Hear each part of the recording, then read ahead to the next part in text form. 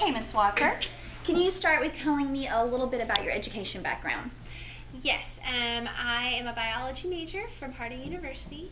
I spent last year in Haiti working as a teacher at an orphanage there, and I taught age group from 3rd grade on to 5th grade, and taught every subject, including English and social studies, math, science, all of it. So. Okay. And currently, what are you teaching at Westbury? I teach 5th grade math and 7th grade science. Okay, great. And today I want to just ask you your opinion on a few questions about what you think it would look like and what it means to you to integrate science and mathematics. So what do you think that would mean? I think I mean using math and science together. So teaching a lesson where the student is learning both math skills as well as science skills that they'll need. Can you give me an example?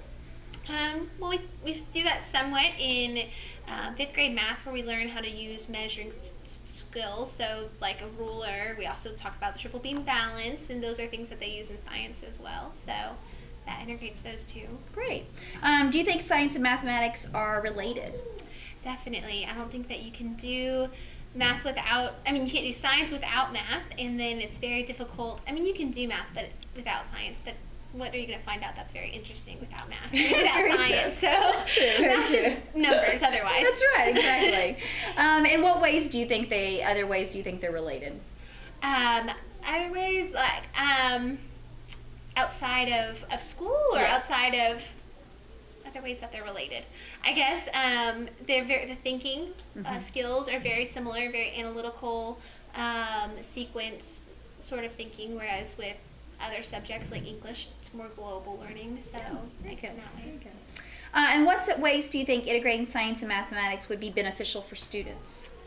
I think that it would teach them in the real world, any career they're going to go into. If they are a mathematician, they're probably going to deal a lot with how that math applies, like engineers a lot, and I think any science field you go into, you're going to have to use math. Even if you're straight up biology, you're going to be using it when you're using your data and all of that. So I think that it's important when they get into a career that they can integrate those two things. Very good, very good.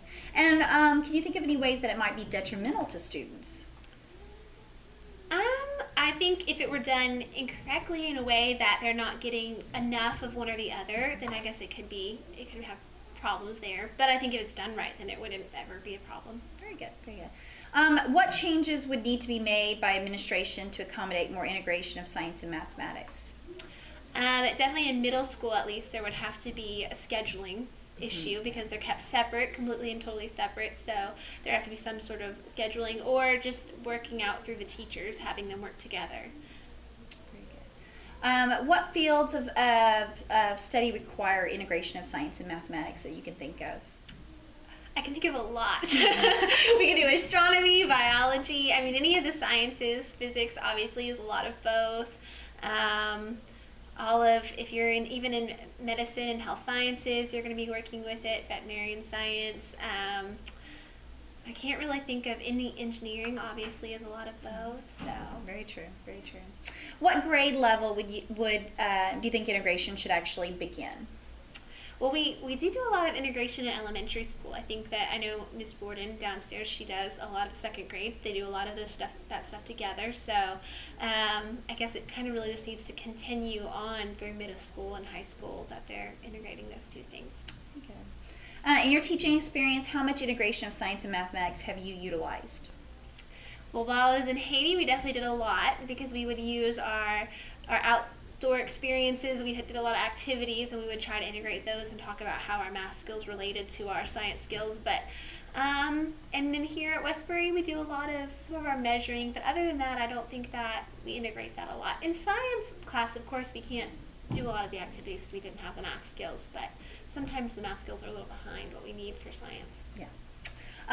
And do you believe that any of the current TEKS align between science and mathematics? With my experience, I don't know, because I'm not teaching 7th grade math and 7th grade science, so I don't know how they do align.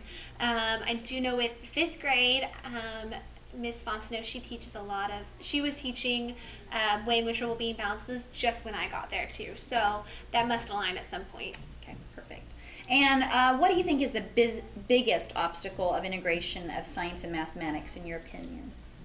Probably the scheduling, being able to work those two things together. I know it's difficult for teachers to work time-wise together, so I think that would probably be the schedule and how you could make it so students could be doing both at the same time. Very good. Well, thank you, Ms. Walker, for your time. I appreciate it. No problem. Thank you.